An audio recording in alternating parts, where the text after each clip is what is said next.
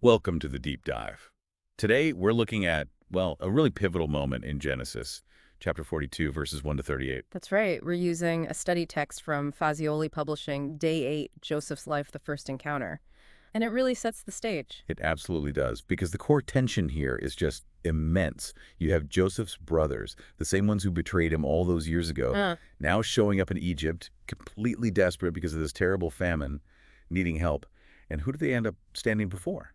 Joseph himself. Yeah.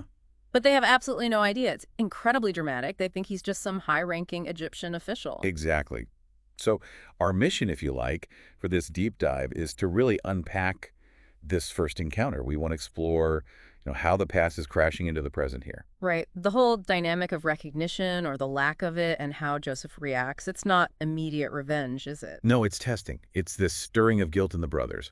We want to see how this whole scene hints at this long, complicated path towards maybe, possibly, redemption. Okay, so let's set it up. The famine isn't just in Egypt, right? The source makes that clear. No, it's widespread. It's hitting Canaan hard, where Jacob and his family are. And that's the trigger. Jacob hears there's grain in Egypt, so he tells his sons, essentially, go buy some or we starve. It's a life or death situation. And interestingly, he sends 10 of them. 10 sons, which Yeah. immediately tells you who isn't going. Right. Benjamin, the youngest, stays behind. And Joseph, of course, is presumed dead by them. It just highlights that brokenness still lingering in the family. So these 10 brothers, they arrive in Egypt, foreigners looking for food. And they get brought before the governor, the man in charge of the grain sales. The power dynamic is huge. They are supplicants before this powerful figure. And then, the moment, they bow down. Right there, in front of him, completely unaware. But for Joseph, this is huge. The text points out he immediately remembers his dreams, those dreams he had as a boy. The ones that got him into trouble in the first place. About the sheaves of grain bowing, the sun, moon, and stars. Exactly. And now, here it is, literally happening. It must have been, well, an almost overwhelming moment for him, seeing those seemingly lost dreams come true. While his brothers remain completely oblivious, why don't they recognize him?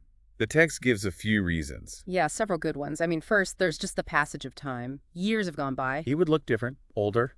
And he's dressed as an Egyptian official, speaking Egyptian presumably through an interpreter initially. His whole status is transformed. Plus, and this is maybe deeper, Joseph himself has changed inwardly. He's not the same teenager they sold. That's a really key insight from the source. The Joseph they knew might have reacted differently. Maybe immediate anger, maybe revelation. But this Joseph, he chooses a different path. He decides to test them. Which shows incredible self-control, maturity, maybe even a sense that something bigger is unfolding here. Okay, so the testing begins. How does he start? With a harsh question. Where do you come from? Standard enough, maybe? They answer truthfully, from Canaan to buy food. Pretty straightforward. But Joseph doesn't accept it. He hits them with a serious accusation. You are spies. Spies. Why spies? He says, you have come to see the nakedness of the land.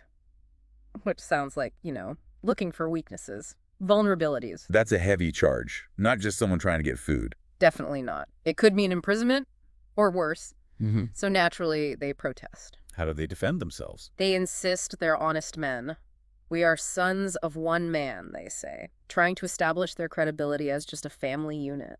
And then they volunteer family details. Right. They say, we were 12 brothers. One is no more, and the youngest, he's back home with our father. Oh, the irony there. As the text points out, it's almost painful. They're claiming honesty. While standing right in front of the brother they think is no more, concealing that decades-old secret. So Joseph doesn't just drop it after their defense. The testing escalates. He throws them in prison for 3 days. Wow. Imagine their fear. They have no idea why this powerful Egyptian is doing this. None at all. Then, after 3 days, he lets 9 of them go back with grain for their family. But there's always a but with Joseph here. But he keeps one brother behind, Simeon, as a hostage. Simeon stays.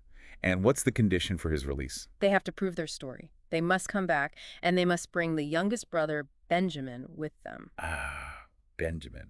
The one Jacob cherishes, especially after losing Joseph.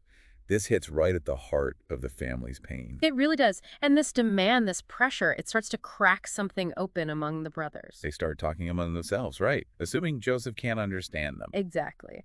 And this is where, as the source highlights, their guilt finally starts bubbling to the surface after all these years. What do they say? They explicitly connect their current trouble to what they did to Joseph. They say, "Surely we are guilty concerning our brother."